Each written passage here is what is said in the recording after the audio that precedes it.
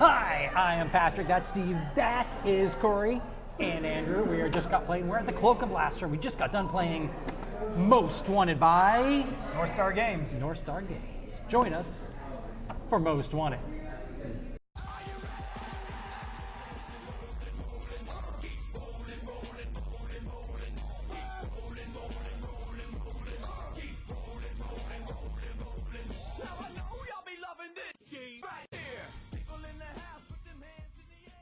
Normally, Not me. I would normally flatter Corey and say he's the most wanted, but not after tonight. Depends.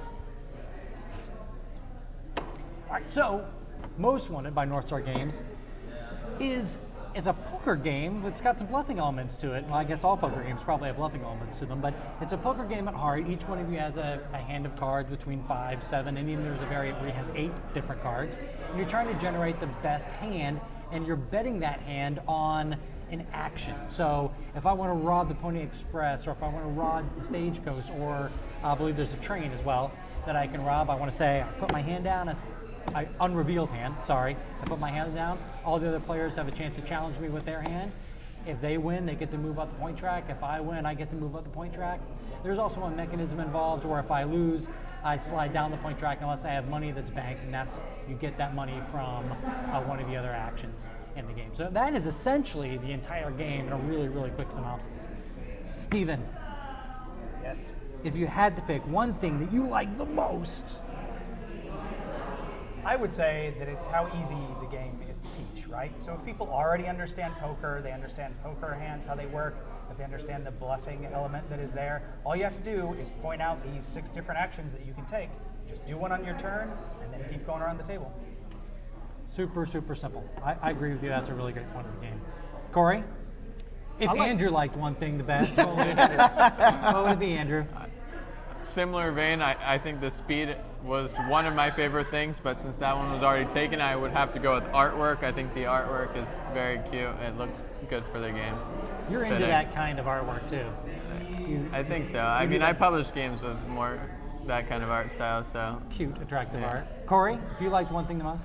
Cute, attractive art. Well, what I like the most is, I like a lot about the game, but I really like the part where you don't use all 52 cards in the deck. It's basically starting from number 6 to the ace, so it's not as many choices, so it's just easier on the brain. You don't get all way down with all those poker rules, Yeah. all those poker options. Right. If there's one thing I had to pick that I like the most about the game, it's the actual speed of play. I feel like in this particular game, everyone does have to pay attention to what every other person's doing. So you never have any downtime in between turns or in between your turns, and you've got to pay attention. It plays really, really quick. Steven, if you Especially had when to- I duel you. Especially when you duel me. Steven, if you had to pick one thing that you like the least. So I do like the production of the game, but I feel like because of the type of game that it is, it should be smaller. It should be easily portable, and it should take up less space on my shelf. Mint tin sized, maybe a little bigger. Maybe just a little bit little bigger bigger than than that. a couple of deck of cards or something. Corey, if you had to pick one thing you like the least. One And you have thing, to. this is tough because I really like pretty much everything about the game, and I just nitpicking here, but I just feel like these 3 cards that the Pony Express, Stagecoach, and the train should just say start here on that side or start on that particular side, just so it's well noted outside of just. Because during the course of the game, there's a variability every time you reshuffle the deck. The properties of the card actually change, and they change Yeah, you graphically a flip them. very small amount.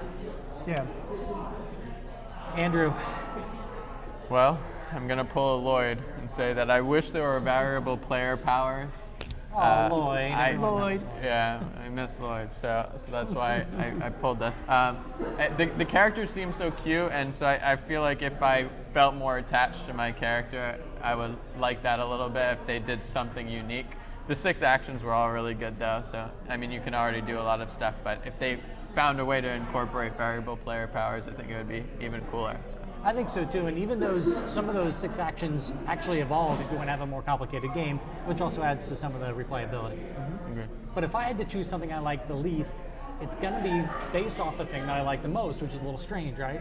I like the fact that the game plays really, really quickly. Although it seems like, for me at least, it's very difficult to derive and develop one particular strategy and utilize that strategy during the course of the game because it's moving so quickly and because there's so many things that evolve during the course of the game. So that'd be the thing that I think I'd like the least about. I wish I had a little more time to be able to get my nuts and bolts together to get everything running right. But that's a little teeny quibble based on the fact that how fast the game moves and how much fun I think all of us had. We played it more than once. We really enjoyed it. We did. But this is Most Wanted, very much like cute little Corey. He's the most wanted. We are at the Colloquial Blaster. This is Just Got Played. Thank you very much for watching. I believe it's going to be available July, It's going to be available September 1st to purchase, I believe. and this review will be out around July 16th, or right around in their parts. So catch up and get it. Bye. Corey, you can say bye. Oh, bye. Yeah, it's not available yet. so How rude, Corey. Corey's going to steal it.